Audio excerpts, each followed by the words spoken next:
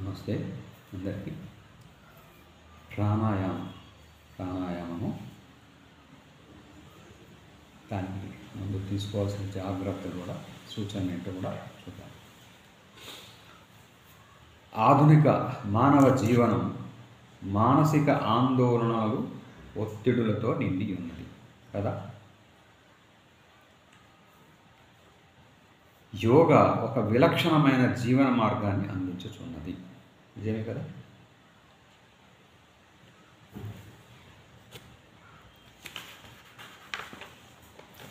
మనస్సు శరీరముల మధ్య క్రియాత్మకమైన అనుసంధానకర్తగా జీవికకు మౌలికము మూలాధారమైనటిది ప్రాణము. ఆత్మకు అతి ముఖ్యమైనది ప్రప్రథమైనది వరిష్ట ప్రాణం. ఇదియే ప్రాణ, అపాన, సమాన, వ్యాన మరియు ఉదానాన్ని 5 ముఖములుగా విభజించబడినది. ఇవి శరీరం యొక్క వివిధములైన విధులను నిర్వహించుచున్నవి. మానవ శారీరక వ్యవస్థలో శుద్ధీకరణము, ప్రాణశక్తిని నియంత్రించుట మరియు సమతుల్యపరచునట్టి విజ్ఞాన శాస్త్రమునే ప్రాణాయామ అని పతంజలి తన యోగ శాస్త్రంలో నిర్వచించినాడు. ప్రాణాయామ అన్నది శాస్త్రీయబద్ధమైన ఒక కళ. శ్వాస ప్రక్రియను అదుపులోనికి తెచ్చుకొని తద్వారా మనస్సుపై నియంత్రణను కలిగి ఉన్నట్టి శాస్త్రీయ విజ్ఞానమే ప్రాణాయామ.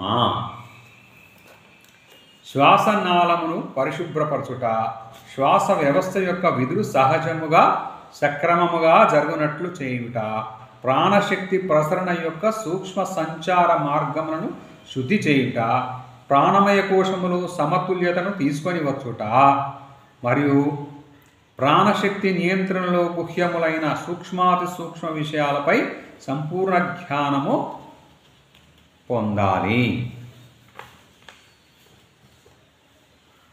సమాజంలో ప్రస్తుత తరుణంలో ప్రతి ఒక్కరూ వేగవంతమైన పోటీతత్వంతో కోరికలు వెంటబడి వాటిని నెరవేర్చుకుంటకు వేగంతో కాలంతో పోటీ పడలేక తమ జీవితాలను మానసిక ఆందోళనలు ఒత్తిడులమయం చేసుకొని జీవన ప్రమాణాలు అడగంటి మనోశారీరక రుగ్మతలకు లోనై వ్యాధుల బారి పడుతున్నారు మనం చూస్తున్నాం. యోగ సాధనలో ప్రాణాయామ అమోఘమైన దివ్య ఔషధమని వివేకానంద యోగా థెరపీ ఇన్స్టిట్యూట్ విస్తృత స్థాయిలో ప్రాణాయామం నేర్పించుచున్నది.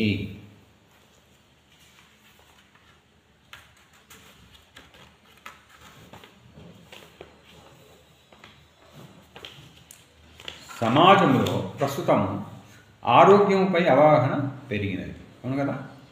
వార్తాపత్రికల్లోనూ టీవీ ఛానళ్లలోనూ ఆరోగ్యపరమైన విషయాలు, రోగాలు, వారి నివారణోపాయాలు వచ్చిన విషయాలు ప్రచురించి అందరిలోనూ ఆలోచనలను పెంపొందించుచున్నారు.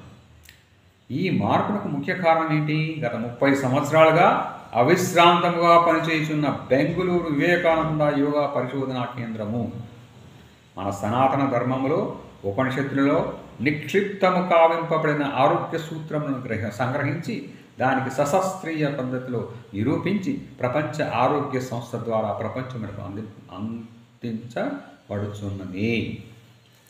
ఆరోగ్యము అన్నది కేవలము శారీరక స్థాయి కాదు. దానికి మూలమైనది అంతర్లీనముగా ఈ జగత్తునంతా వ్యాపించి ఉన్న ప్రాణము యొక్క స్థితి. శరీరం యొక్క సూక్ష్మ రూపమే మనస్సు, మనస్సు యొక్క స్థూల రూపమే శరీరం. మరి స్థూలము నుండి సూక్ష్మమునకు పయనించాలి అంటే ప్రాణాయామం ఒక్కటే శరణ్యం. శరీరమునకు మనస్సుకు ఒక వారధిలా పనిచేయనది ప్రాణం.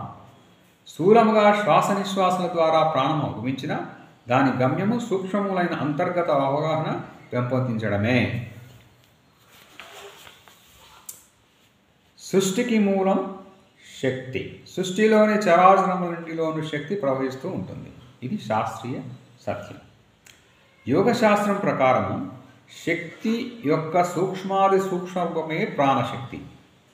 ఈ ప్రాణశక్తి మానవుని శరీరంలో కంటికి కనపడని సుమారు 72 లక్షల నాడుల గుండా ప్రవహిస్తూ ఉంటుందని యోగశాస్త్రం చెబుతుంది. యోగశాస్త్రం ప్రకారము శక్తి యొక్క సూక్ష్మాతి సూక్ష్మ రూపమే ప్రాణశక్తి. ఈ ప్రాణశక్తి మానవుని శరీరంలో కంటికి కనబడని సుమారు 72 లక్షల నాడుల గుండా ప్రవహిస్తూ ఉంటుందని యోగశాస్త్రం చెప్తుంది. శరీరంలోని మెదడు మొదలుకొని వివిధ అవయవాలు అన్నీ కూడా చక్కగా పనిచేయడానికి ఆయా అవయవానికి తగినంత ప్రాణశక్తి ఆ అవయవములో ప్రసరణ అవసరమనియు, ఏ అవయవములోనైతే ప్రాణశక్తి ప్రసరణ తగినంతగా జరగదో ఆ అవయవము చక్కగా చాలదనియు తద్వారా శారీరక మానసిక రుగ్మతలకు గురి అయి మనిషి బాధపడుతున్నాడని యోగశాస్త్రం తెలియపరుచుతున్నది. ప్రతి క్షణం మన ప్రమేయం లేకుండా జరుగుతున్నటువంటి శ్వాసక్రియని ప్రమేయంతో క్రమబద్ధీకరించి యోగశాస్త్రంలో నిర్దేశించిన నియమానుసారం శ్వాసక్రియ జరిపినట్లయితే ప్రాణశక్తిని నియంత్రించి శరీరమంతటా సమతుల్యంగా చక్కగా ప్రవహింపచేయవచ్చునని యోగులు చెప్తున్నారు. ఈ ప్రక్రియే ప్రాణాయామం. యోగాసనాలు ప్రాణాయామం చేస్తే మానసిక అలజడి అంటే యాంగ్జైటీ, కోపం, యాంగర్, చిరాకు, ఇరిటబిలిటీ, రెస్ట్లెస్నెస్ తగ్గేసి వృత్తిరీత్యా కలిగే మానసిక ఒత్తిడిని కూడా సులభంగా తట్టుకోగలుగుతాము. సెల్ఫ్ కాన్ఫిడెన్స్ పెరుగుతుంది. మరింత మెరుగుగా మనం చేసే పని చేయగలుగుతాము. ఇప్పుడు సూచనలు మరియు జాగ్రత్తలకు వస్తాం. మొత్తం ఒక 10 ఉన్నాయి సూచనలు, అవి చూద్దాం. ఇప్పుడు ఆరోగ్యపరంగా లాభాలను పొందుటలో ప్రాణాయామ ఎంతటి శక్తివంతమైన సాధనమైనప్పటికీ అది సాహసమే అవుతుంది. కాబట్టి ప్రాణాయామములోని మెలకువలను, నైపుణ్యాన్ని పాటించరాని సూచనలపై శ్రద్ధ వహించవలయును. లేనిచో లాభాలు పొందుట కన్నా ఎక్కువగా అపాయములను ఎదుర్కొనవలసి వచ్చును.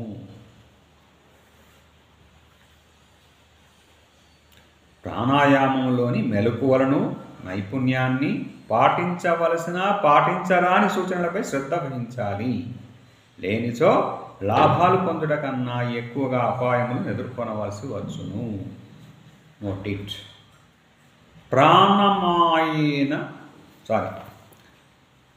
ప్రాణాయామేన యుక్తేన సర్వరోగక్షయో భవేత్. అయుక్తాభ్యాస యోగేన సర్వరోగ సముద్భవః. ఏమంటాడు? ప్రాణాయామ తగిన రీతిలో అభ్యసించుట వలన సర్వరోగములు క్షీణించును. కానీ నిర్దేశించిన రీతిలో కాకుండా మన ఇష్టానుసారం అభ్యసించుట వలన అన్ని రకములైన రోగములు వచ్చును. కాబట్టి మళ్ళీ చూద్దాం. ప్రాణాయామ తగిన రీతిలో అభ్యసించుట వలన సర్వరోగములు క్షీణించును. ఓకే. కానీ నిర్దేశించిన రీతిలో కాకుండా మన ఇష్టానుసారం అభ్యసించుట వలన అన్ని రకములైన రోగములు ఉద్భవించును. So very careful, must very careful. ప్రాణాయామ అభ్యాసంను ప్రారంభించుటకు ముందు ప్రతి ఒక్కరు కొన్ని ప్రాథమిక సూచనలు పాటించుట వలన త్వరితగతిన పురోగతిని మరియు విజయమును సాధించవచ్చు. ఈ సూచనలు అత్యంత ప్రధానములైనవి. 1 నెంబర్ 1 పరిశుభ్రత, క్లీన్లీనెస్. ప్రాణాయామ చేయుటకు ముందుగానే మలమూత్ర విసర్జనము కావింపవలయును. అంటే మనం 4 గంటలకి లేకాలి, వామ్ వాటర్ ఉంటే నిమ్మకాయ తేనె తీసుకొని తాగాలి, క్లీన్ చేసుకొని శుభ్రపరచుకోవాలి. మీ అనుకూలతను బట్టి ముందుగా కానీ తర్వాత కానీ స్నానం ఆచరించవచ్చు. స్నానం బట్టి తర్వాత అయినా చేయొచ్చు, ముందు హాఫ్ అన్ అవర్ తర్వాత ఎప్పుడైనా చేయవచ్చు. బట్ పరిశుభ్రత ఇది ప్రాణాయామ చేయడానికి ముందుగానే మలమూత్ర విసర్జనము కావించాలి. It is a must. 2 ఆహారం ఎలాంటి తీసుకోవాలి? ప్రాణాయామ అభ్యసించేవారు సాత్విక ఆహారాన్ని ఎక్కువ స్వీకరించాలి. ఎక్కువ నాన్ వెజ్ ఉన్నాకో అది అరగదు, అరిగిన తర్వాత చేయాలి. ఇప్పుడు చేయడానికి వీలుండదు. సాత్విక ఆహారం తీసుకుంటే తొందరగా జీర్ణం అవుతుంది, మనం తొందరగా చేయడానికి అవకాశం ఉంటుంది. ప్రాణాయామ అభ్యసించేవారు సాత్విక ఆహారమే ఎక్కువ స్వీకరించవలయును. ధూమపానము, మద్యపానాదులు నిషిద్ధము. స్మోకింగు, డ్రింకింగ్ చేస్తే చేయాలి. భోజనానంతరము 4 గంటల సమయం తర్వాత, అంటే తిన్నది అరగాలి కదా, ప్రాణాయామ అభ్యాసం చేయాలి. ప్రాణాయామ సాధన చేయనప్పుడు కడుపులో తేలికగా ఉండాలి, ఆహారం మొత్తం జీర్ణమైంది కాదు. అందువల్లనే ఇవన్నీ. తర్వాత వస్త్రాధారణ. మీ శరీరంకు వదులుగా ఉన్నట్టు మీకు అనుకూలమైన దుస్తులు ధరించండి. అభ్యాసం చేయనప్పుడు క్రిమి కీటకాదుల వలన బాహ్యమైన ఇబ్బందిని నివారించడానికి వీలవుతుంది. భంగిమ. ప్రాణాయామ అభ్యాసము చేయనప్పుడు శరీరము సాధ్యమైనంత విశ్రాంతిగా ఉండవలెను. ఎలా? వెన్నెముక, మెడ, తల ఈ 3 నిటారుగా ఒకే వరుసలో కేంద్రీకరించబడినట్లుగా ఉండవలెను. మీకు అనుకూలమైన ఉత్తమమైన పద్మాసనం కానీ వజ్రాసనం కానీ వంటి ఏ ధ్యాన భంగిమలోనైనా కూర్చుకొని వచ్చును. కన్నులు సున్నితముగా మూసి ఉంచవలయును. దిస్ ఇస్ పోస్చర్ భంగిమ. మానసిక స్థితి ఎలా ఉండాలా? ప్రాణాయామ అభ్యాసం చేయనప్పుడు ఏమాత్రము ప్రయాస లేకుండా ఉండవలెను. ఎలాంటి ఉద్వేగము కలిగి రాదు. మీకు అసౌకర్యము కలుగునట్లుగా ఊపిరి అంటే శ్వాస ఎక్కువ సమయం పట్టి ఉంచరాదు. ఎలా వీలైతే అంతే సహజమైన శ్వాసతో ప్రాణాయామం చేయవలెను. ఇది 5th పాయింట్. నెక్స్ట్ 6th పోదాం. విరేచనములు ఎక్కువగానున్నచో కొన్ని దినములు ప్రాణాయామ నిలిపివేయుము. మోషన్స్ ఉన్నాయనుకో చేయకూడదు. ఎలాంటి గుండె జబ్బులు కలవారు, అధిక రక్తపోటు కలవారు కానీ కపాలభాతి మరియు భస్త్రికలు చేయుట నిషిద్ధము. హార్ట్ పేషెంట్స్ భస్త్రిక చేయకూడదు, కపాలభాతి చేయకూడదు. తొందరపడి చేయరాదు. మంచిగా ఉన్న వాళ్ళు కూడా తొందరపడి చేయరాదు. మీ శక్తి మీది చేయదు. మన శక్తికి మించి మనం చేయకూడదు. ఏంటి? ప్రాణాయామ లిమిటెడ్గా చేసుకోవాలి. అతి సర్వత్ర వర్జయేత్. 30 నిమిషముల కాలము ప్రాణాయామ అభ్యాసం వలన బావుగా లాభాలు కలుగుతాయి. అలా కలిగినాయని విచక్షణారహితంగా ఎక్కువ కాలం అభ్యాసం చేయుట నిషిద్ధము, ప్రొహిబిటెడ్. హాఫ్ అన్ అవర్ చేస్తే అంతకంటే ఎక్కువ కాలం ప్రాణాయామ అభ్యాసముల వలన అధిక లాభములు పొందగలమని తొందరపడుట ప్రమాదకరమైనది. మితమే హితం, సర్వశ్రేయోదాయము.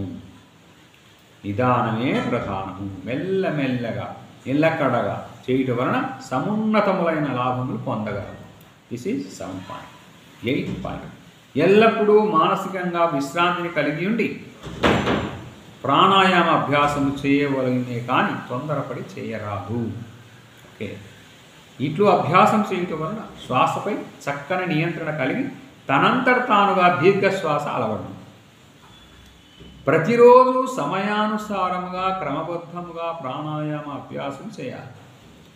మీకు తీవ్ర అనారోగ్యంగా ఉన్నప్పుడు తప్ప ప్రాణాయామమును అనునిత్యము అభ్యసించవలెను. అభ్యాసం చేయనంతసేపు మీ యొక్క విచక్షణా బుద్ధిని ఉపయోగించవలెను. ప్రాణాయామ అనంతరం నూతనోత్సాహము, ఆనందము, ఉల్లాసము, చురుకుదనము మొదలుగా గల లక్షణములు కలుగును. వీటిని అనుభూతి చెందవలెను. అప్పుడే కదా ఆనందం. 9th point.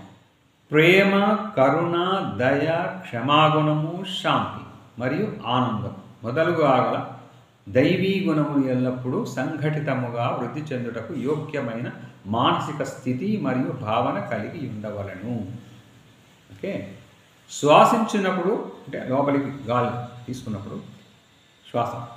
శ్వాసించినప్పుడు మీ శరీరం అంతయు శక్తివంతమగునట్లు అంటే శక్తివంతమగుచున్నట్లుగా తేలికగా అగుచున్నట్లు అనుభూతి చెందాలి.